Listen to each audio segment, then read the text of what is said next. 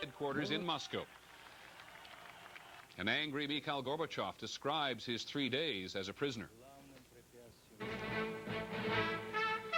From ABC, this is World News Tonight with Peter Jennings. Good evening. In the Soviet Union today, Mikhail Gorbachev is again in charge. The question is how much in charge. He says the last 3 days have convinced him he must move faster to change the Soviet way of life. The man who did much to save him, Boris Yeltsin, tells the people that he will force the pace. Since late last night, much of the world has waited to hear Mr. Gorbachev's version of what it was like to be suddenly cut off from the power he has so wielded for 6 years. When Mikhail Gorbachev, his wife, and one granddaughter got off the plane in Moscow last night, it was clear they'd been through a difficult experience. Even this morning, when he met the world's press to discuss what had happened, it took a moment to get his composure.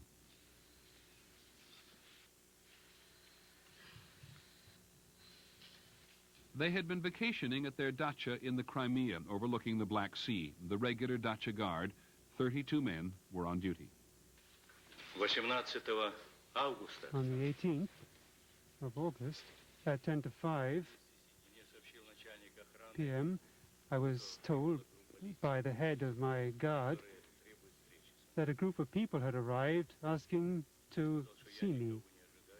I said I wasn't expecting anybody, hadn't invited anybody, and hadn't been told of this. And why are they here? The chief of the guard said he did not know, but he recognized one among the group. Plekhanov, the head of the KGB guard, showed up with them. Otherwise, our guard wouldn't have let them through. Gorbachev went to the phone to see who had sent them.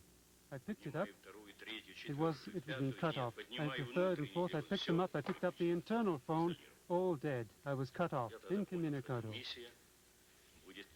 Then I understood. Gorbachev gathered his family together and told them what was happening. And I would stick to my position right to the end. No blackmail, no threats, no pressure would have any effect on me. Raisa, he said, had handled it better than anyone. Gorbachev then met with the intruders and learned the details of the government's takeover. I said that you and everyone who sent you are adventurers. You're simply going to ruin you, but to hell with you. When the conspirators announced that he was sick, he was calm but deeply distressed. The doctor wrote his opinion in several copies, and he distributed it so that everyone would know the true state of the health of the president. Gorbachev said how pleased they were to have found an old radio in the house. And the people from the guard managed to hook up an antenna and find out what's going on. We got the BBC, best of all. Though he was not completely clear about it, Gorbachev said that the family took pictures while they were held prisoner. This is one of them. The ordeal for the Gorbachev family lasted 3 days and 3 nights. 72 hours of full isolation ensued. The idea, obviously, was to break the president psychologically. It was very rough. But that's how it went on. Last night and today, Mr. Gorbachev made it a particular point to thank Boris Yeltsin, the president of the Russian Republic. Mr. Yeltsin has been hailed at home and around the world for rallying opposition to the coup, and he will clearly be an even more potent political force now than he was before. Mr. Gorbachev may find that his most significant challenge now comes from those like Mr. Yeltsin, who will no longer tolerate Gorbachev dragging his feet on reform. Here's our Moscow Bureau Chief, Jim Laurie. The contrast could not be more striking. Boris Yeltsin at one with the cheering crowds, declaring the Russian Republic would fly a new tricolor flag, minus the hammer and sickle. Mikhail Gorbachev, thankful to Yeltsin and the people for his release, but preferring to thank them not in person, but with the formalities of a television address and the controlled environment of a news conference. For all his trauma, Gorbachev appears to remain essentially unchanged. I've never tried to conceal my position. I am a committed socialist, and I see nothing wrong in that. While Gorbachev refuses to leave the party, the fast pace of change here threatens to pass him by. 2 Baltic republics today outlawed the party, and Gorbachev's current and former political allies have deserted it. Edward Shevardnadze told the crowds those who died this week during the Kremlin coup should be honored by burial in the Kremlin wall. And if there's no room, he said, there are some comrades who could be dug up. Boris Yeltsin today demanded that moves to remove Communist Party cells from the military and workplaces be stepped up. He blamed them for promoting the coup. He also called for an independent defense force for the Russian Republic. Gorbachev rejects such radical thoughts, but did vow to work closer with the republics. We will act together with Boris Yeltsin, together to make consensus and cooperation a permanent factor. Tomorrow, Gorbachev will meet with Yeltsin and other leaders of the republics on their power-sharing treaty and consult with them on permanent replacements for the coup conspirators. As to the 8 plotters, Gorbachev denounced them as primitive, crude, and crafty. When a reporter asked why he had appointed them, Gorbachev admitted he had made a mistake. Maybe I didn't know certain things. That doesn't excuse me. I should have known. You see, a man with a great personal drama. It's a severe test to be so disappointed. The principal conspirators have been accounted for. Interior Minister Pugo apparently shot himself just before police arrived to arrest him. Defense Chief Marshal Yazov and KGB boss Khrushchev under arrest. Prime Minister Pavlov under guard at a government hospital. From what he called the most difficult trial of his life, Gorbachev held out hope that he had learned some lessons. I have learned to be decisive in moving forward with all our reforms, and that means we must regroup our forces. Gorbachev said tonight that the failed coup could prove to be an enormous opportunity.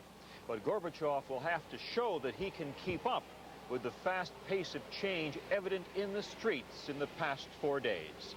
Peter? Jim, Gorbachev and Yeltsin, they both made it clear they seem to need one another. But has there been a real change in tone? When, for example, will they meet one another? They will, in fact, have a one-on-one meeting tomorrow, but it'll be in the Kremlin.